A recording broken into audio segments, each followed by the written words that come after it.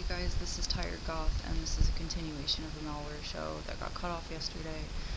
Um, Basically, what I'm trying to get at regarding the APT groups and all of the stuff that follows their interactions with the public is if they can get into a chain or a mainstream distribution of anything, and it's not something that's self-hosted, meaning if people are not in control of these domains for themselves and small businesses, which is also something that was targeted by tax authorities recently with online businesses who had over 1 million customers or clients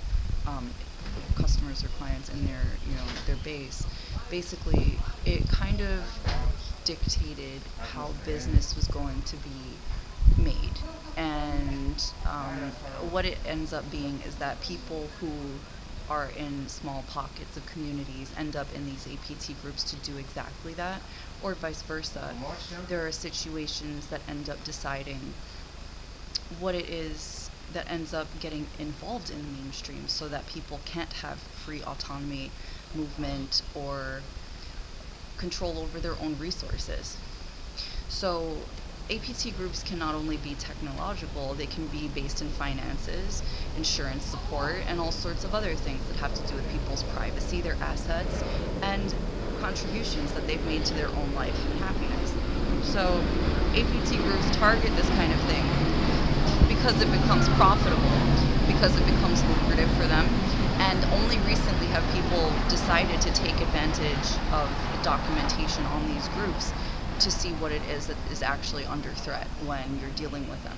So while a lot of people would recognize them for application distribution, like things distributed through the Google Play Store or fake websites or things like that, sometimes it's as simple as who's living in your home in order to start home-based attacks, in order to harvest money, finances, and resources to start other businesses outside of the personal control of the person who owns those assets.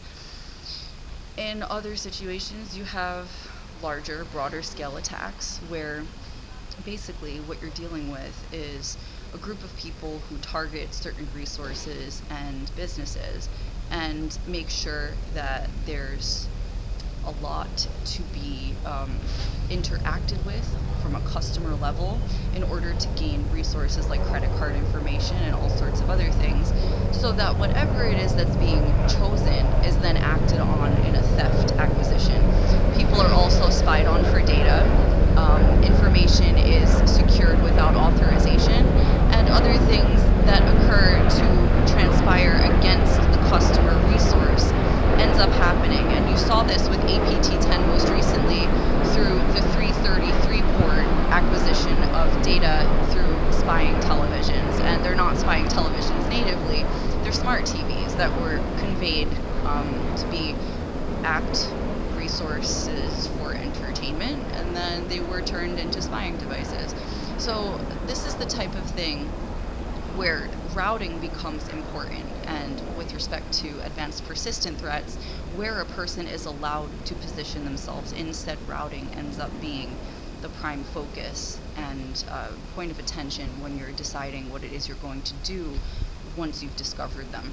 So this has been me, Tired Goth, completing the show against all opposition, and I would like to say thank you so much for the people who tune into my shows, pay attention to my work, and actually fight the good fight against people who are completely fucking crooked. I love you guys. Thanks so much. Bye.